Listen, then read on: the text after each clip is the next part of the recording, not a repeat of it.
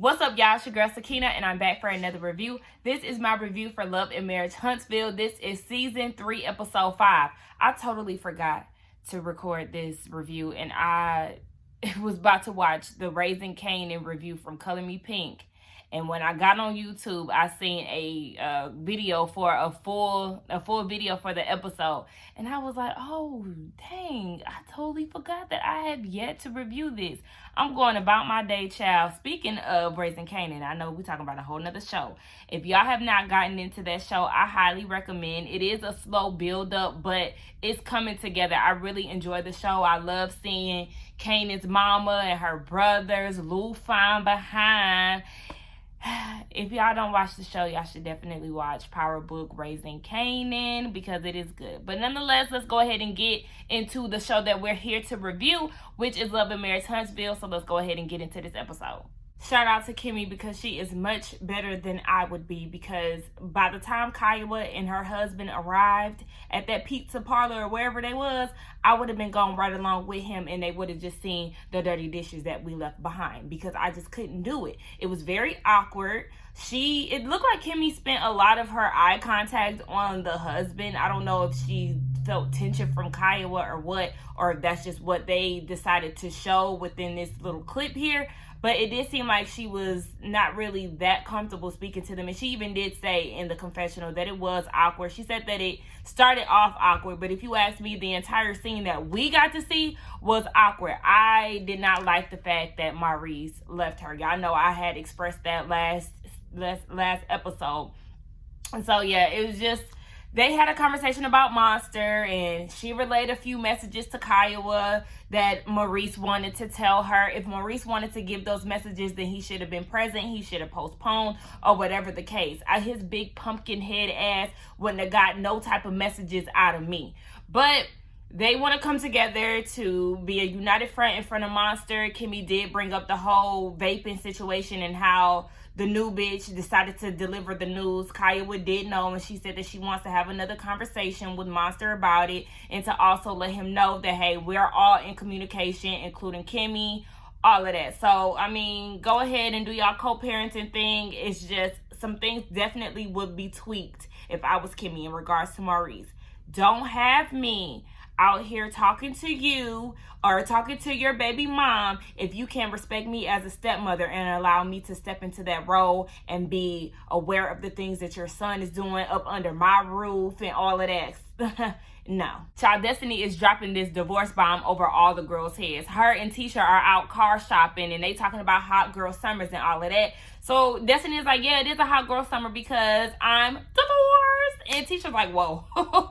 Hold on, wait, what? Now, in her confessional, she was saying it seems like their group is going through a lot of, like, a pandemic of divorces. And she said that the Holtz, that was inevitable. And I was like, girl, I mean, we could say the same about you if you ever decide to leave Marceau. So, skirt, girl, be quiet. Now, they start talking about the whole Houston situation and how the lady in the red dress was after Marceau, which, again, was a total reach because wasn't nobody checking for your man, girl. There was a lot of women in the building with red dresses. And one thing I can say, it definitely was not Kyra from Ready to Love. Wasn't nobody stunting Marceau, Miss Ma'am. Now, Destiny was saying she heard around the street these alleged children that your husband might have. So, baby, you could be next in line if these things are true, because the streets are talking. But I just don't see Tisha leaving him because I don't think she has a strong mind to do so. Sorry, I'll be surprised the day that she actually signs those papers.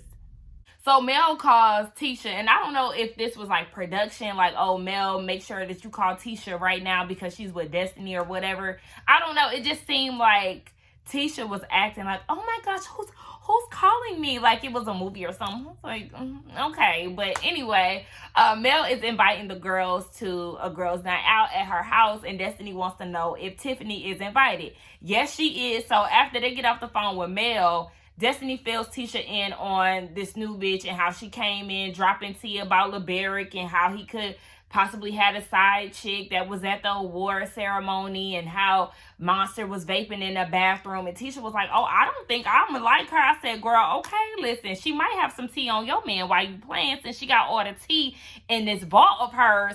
Baby, she might have something in the files for Marceau and y'all's relationship. So yeah, Miss Ma'am, you definitely should be worried. Y'all know I do not like Tiffany, but yeah, she might have something on Tisha. You just never know. Now, Destiny is saying that she wants to talk to Mel about this because, you know, she had some time to think, and she don't really like this Tiffany bitch. So she wants to get Mel together, and she wonders why she invited her to her birthday and all of that. So she was like, okay, did you tell Mel about her knowing me, or possibly knowing me, or knowing LeBerick and all of this? She wants to know if this was something that was premeditated. So this could be the beginning of the fall of their relationship. Bitch, not Tisha hitting Marceau with an ambush therapy session.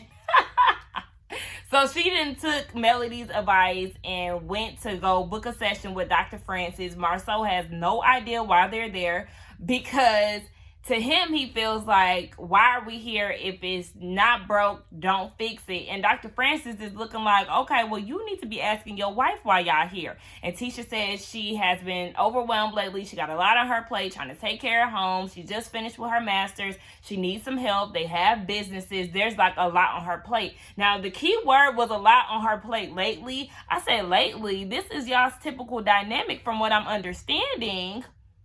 He barely even wanted to help with your children.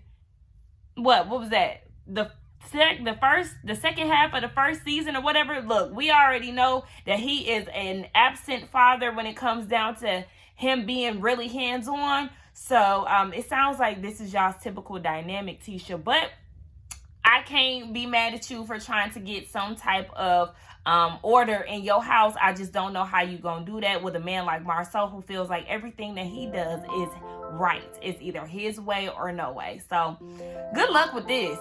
Hey, yo, Marceau is something else, right? So Dr. Francis asked him, what did he hear from Tisha while she was expressing the reason why they're there? He said he heard her say that she was having issues with dealing with day-to-day stress. She's in school and she can't complete the things that he's asked of her. I was like, nigga, are you her daddy? What are you talking about?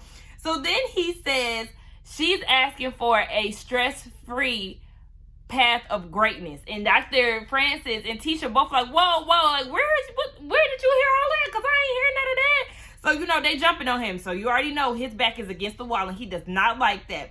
So he was like, you know, you're facing what other women have met, basically saying, girl, you could accomplish these things. There's women who overwork themselves and don't have help all the time. Like, girl, you can handle this. I'm looking like, okay, he is something else. Y'all know I had to take notes for this. So then he said that he doesn't know a life without stress. And look at my hands. I have splinters and I have warrior scars. And, you know, I'm not going to share with you my stresses of the day, and I'm not going to share my bills with you, and I'm not going to do all of that because those are my problems. Those aren't yours. Then why did you get married? Why did you get married? And you know, Tisha is saying, I'm a single mom, or not a single mom, but I'm a stay-at-home mom because, you know, I had so many things to do for my personal life, and then we had all these activities for the kids, and obviously I can't spend all this time with the kids and work at the same time. So she decided to not work and take care of the kids while he, you know, handles the bills. And he's just like, oh my gosh, you know, like, you always say these things like, I provided the money for you and you still complaining. What about the help? What about the partnership? Money is not everything. Money does not solve problems, because obviously y'all got money. Y'all got money. Okay, whatever. They probably got a little change now from this show, and, you know, she probably working with the degrees that she got. I mean, listen, y'all are not living lavish. Let's put it that way, okay? Because that small house and the fact that y'all had to downgrade did not show that y'all was living in the lap of luxury, okay? Y'all still had to go out there and get it. Money is not everything. Marriage is about partnership, bitch. So I'm going to need you to put in some effort into your kids, into me, into this union. So I don't know where he sounds just like Maurice. When he started talking and feeling like everything that he was saying was right, I said, here they go. These two bald head ass niggas thinking that everything that they say is right and can't nobody go against it. They're headaches. He also said too, basically, You wanted to be Superwoman, so you need to deal with it. And did y'all peep Dr. Francis? He was rolling them eyes, baby. He was over him. He was like, I know this got to be Martell, friend. I know that's what he was saying in his head. But you know what? Martell is way more receptive to therapy than Marceau, because the shit that Marceau was saying is just blowing me. If I don't like my wife was a person, a picture of Marceau would appear. I need Tisha to understand that her husband does not like her. He is not into you. Y'all are just with each other for the sake of being with each other, because y'all been together for so many years at this point, and y'all have children together, all of that. Girl, that man do not like you. He sat there and said that the quality time is the money that she spends, and if she didn't spend so much money, then maybe she can get more quality time. And like, he's just making it seem as if the money is the root of their issues because she's spending too much money. Well, she said that you don't even buy clothes for the kids. You don't grocery shop for the house. You don't know shit about shit, but you just keep complaining about the money. Like, all of this stay-at-home shit, yes, it will add up, because y'all got 3 kids. That's 3 pair. That's not 3 pair, but you know, that's 3 times whatever the clothes cost. 3 times whatever the groceries cost. Honey, I'm going to need you to get a grip, Marceau. Tisha, if you like it, you love it.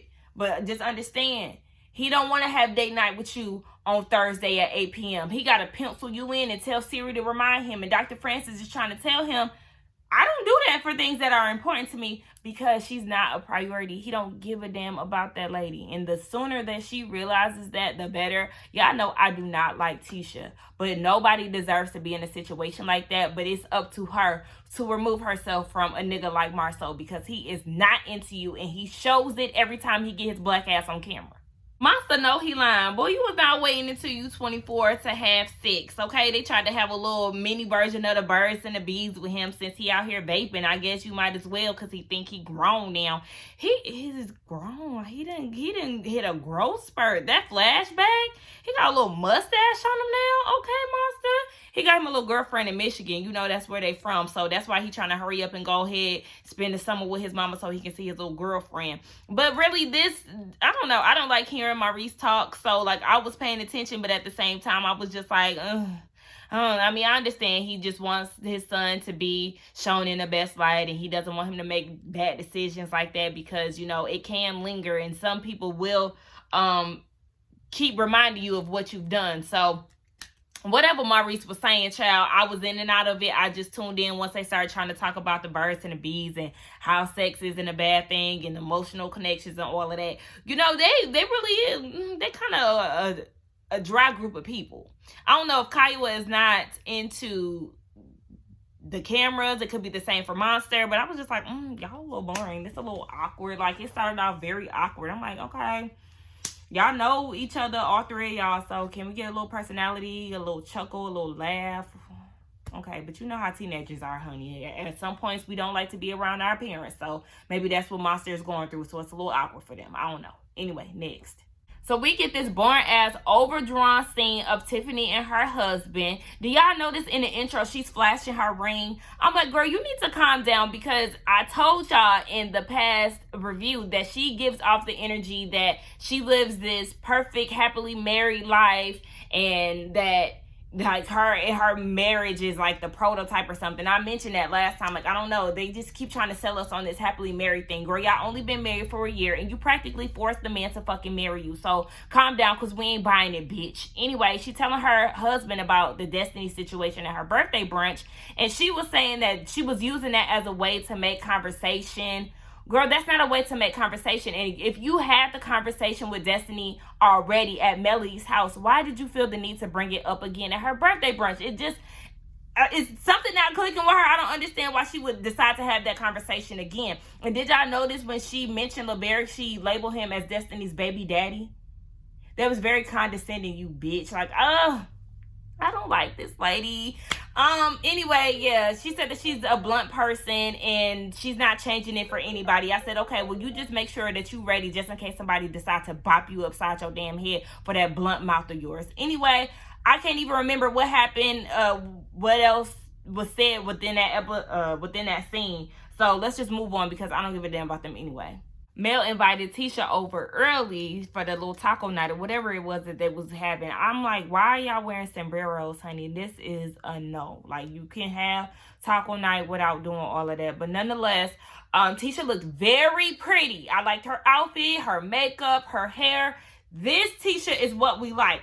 That shit in the intro and what you've been wearing with them wigs on them other episodes, no ma'am. Keep this same energy right here, okay? I don't know if it's just you or if it was the help of these stylists that you decided to hire, but yeah, keep this type of shit going. So Tisha is telling Mel about Destiny and how she's feeling some type of way about Tiffany.